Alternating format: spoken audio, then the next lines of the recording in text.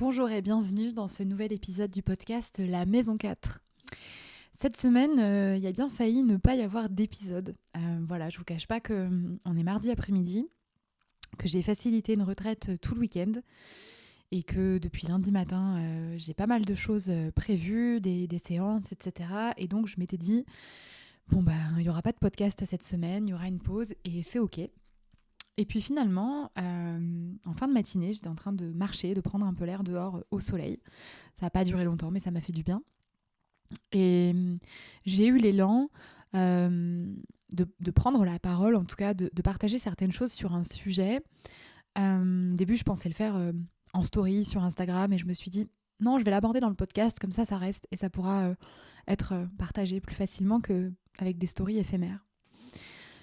Quand je suis revenue de cette retraite dimanche soir, le cœur plein d'amour, fatiguée mais à la fois vraiment nourrie de tout ce qui s'est passé durant ce week-end, de tous les partages des femmes, toutes les expériences de libération qu'elles ont vécues, etc.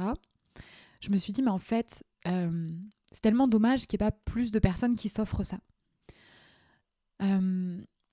Et j'ai lancé un sujet, du coup, sur Instagram, de... quels sont les freins en fait ? Qu'est-ce qui vous empêche de participer à ce type d'espace ? J'ai lancé ce sujet-là, non pas parce que mes espaces à moi se remplissent pas.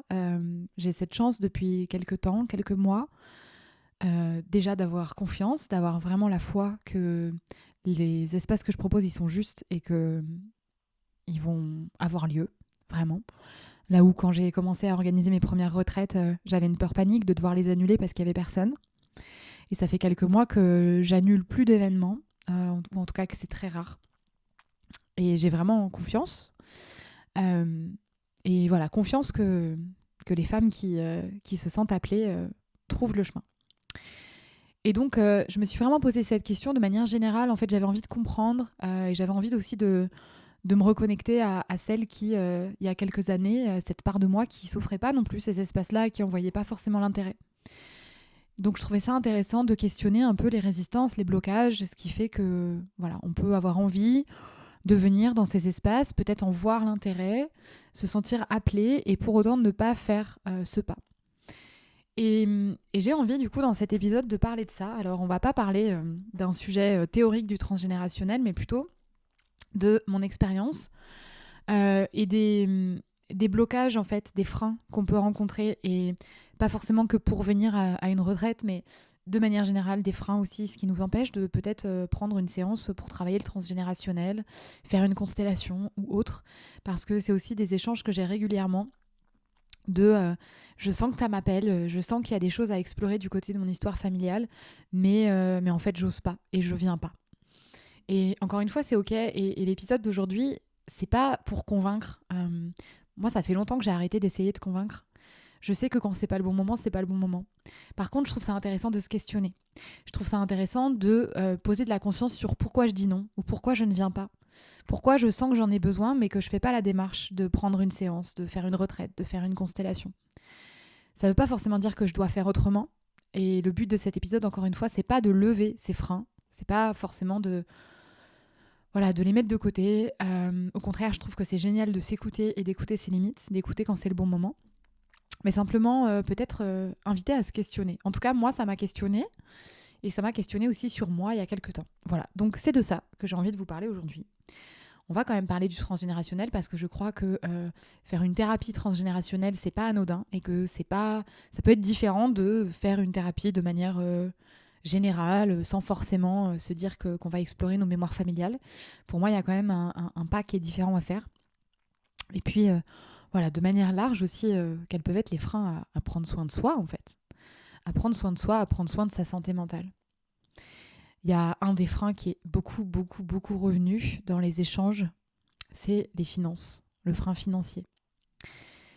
Et pour moi, ce frein-là, il en cache d'autres aussi. Je m'explique. Le frein financier, il est réel.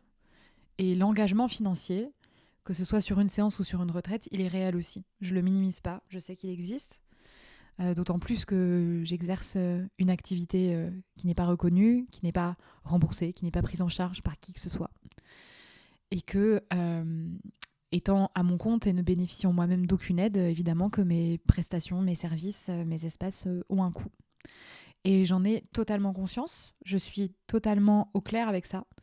Et, et aujourd'hui, je trouve que mes tarifs sont justes pour moi et pour mon travail. Ça n'a pas été le cas parce que je me suis longtemps sous-évaluée. Mais aujourd'hui, je sais qu'ils sont justes. Donc ça, c'est OK. Je sais aussi que la perception de ce qui est trop, c'est pas la même pour tout le monde. Et que derrière, ce que je disais, pour moi, il n'y a pas que la question d'engagement financier. Pour moi, c'est une question d'engagement tout court. Quand je démarre une thérapie, quand je vais faire une séance de constellation ou quand je m'offre une retraite ou une journée, c'est un engagement certes financier. Ça, c'est peut-être la première chose qu'on voit. Mais c'est aussi un engagement en termes de temps. C'est du temps, du coup, que je vais consacrer à moi. 2 heures, si c'est une séance. 3 jours ou une journée entière. C'est un engagement en termes de déplacement aussi parfois. Je pense notamment aux retraites et aux événements en présentiel. Il y a parfois des femmes qui viennent de Bordeaux, de Limoges, de la Savoie. Voilà, il y en a qui font une demi-heure de route et puis il y en a qui en font 4 ou 5. Donc ça aussi, ça compte. Et c'est un engagement aussi émotionnel parce qu'évidemment, dans ces espaces, il se passe des choses. Donc, pour moi, il n'y a pas que le côté financier. Évidemment que le côté financier, il est important. Évidemment qu'on vit dans une réalité dans laquelle on a des factures à payer, on est dans une incarnation terrestre, on a besoin de remplir notre frigo, de manger, voilà, une famille, etc. Et on a un salaire en face, on a une activité et à un moment donné, y a un équilibre et il y a des limites aussi. Donc on est tous confrontés à ça. Je vous rassure, moi aussi, hein, j'ai aussi des factures à payer, donc c'est aussi ma réalité. Je vis pas en dehors de cette réalité-là. Mais derrière ça, je crois qu'il y a autre chose. Derrière ça, je crois qu'il y a aussi la valeur que je me donne, la valeur que je donne à mon bien-être personnel, la valeur que je donne à ma santé mentale, la valeur que je donne à ma guérison.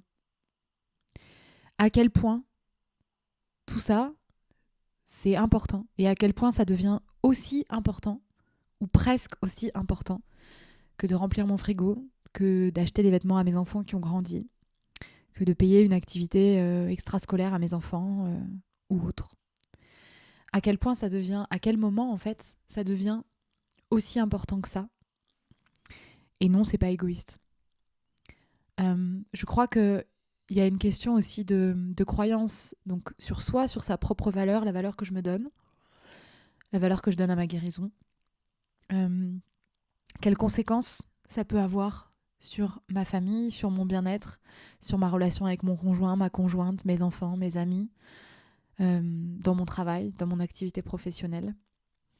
S'offrir ce temps-là, faire le choix conscient de s'offrir ce temps-là, et qui peut passer par le fait peut-être de mettre de l'argent de côté pendant plusieurs mois.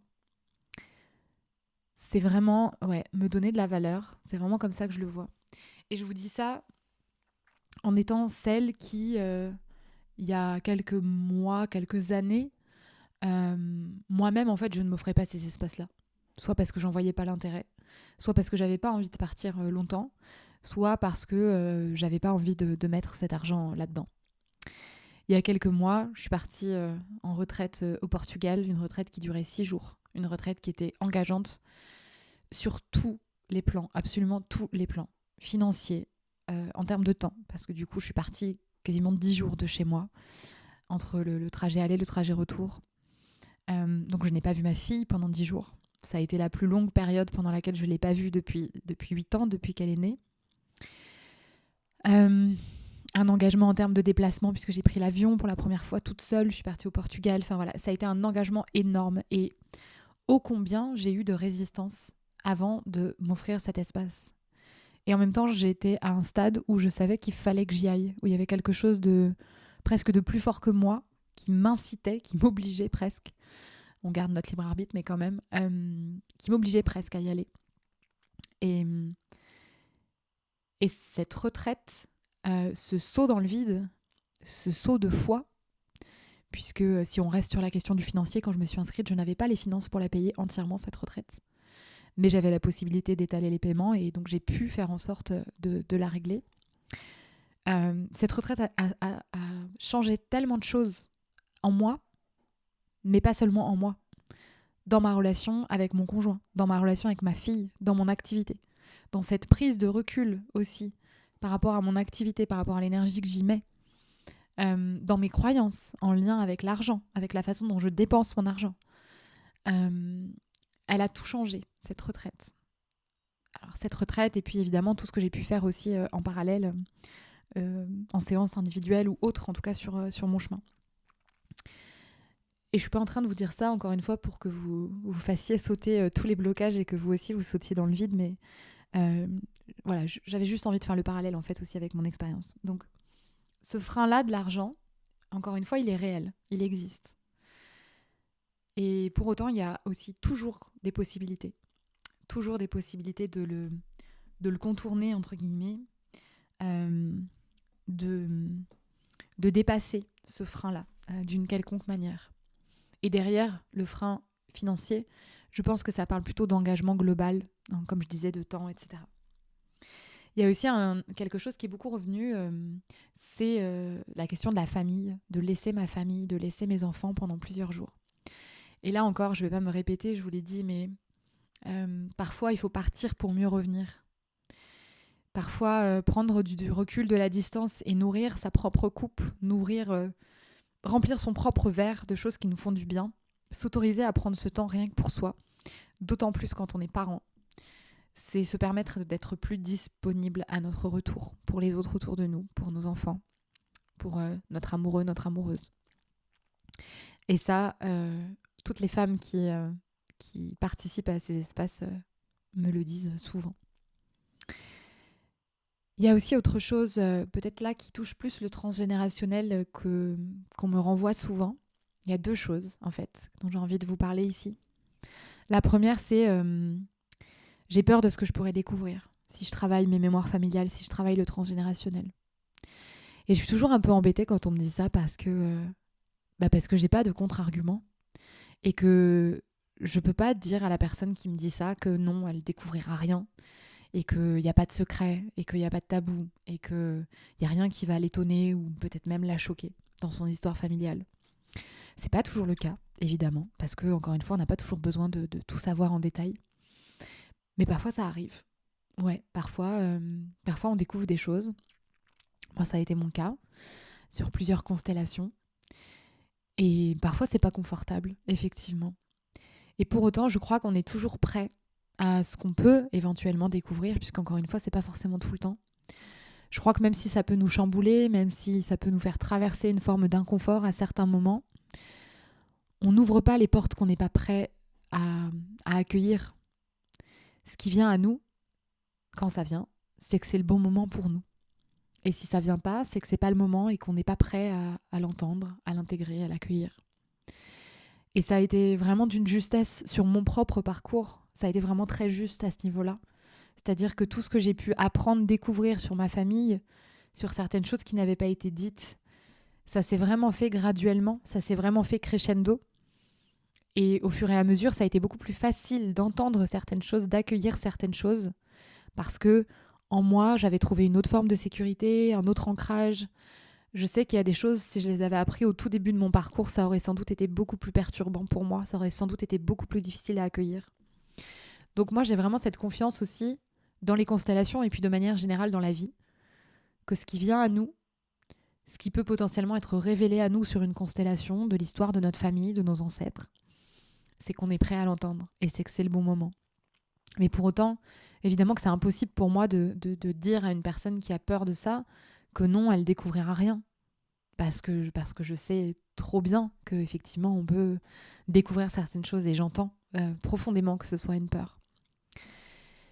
Et puis la deuxième chose aussi qu'on me dit souvent, encore une fois, là vraiment par rapport au transgénérationnel, mais je crois que ça s'applique vraiment à n'importe quel parcours de guérison, peu importe avec l'outil, c'est j'ai peur que ça change des choses à l'intérieur de moi.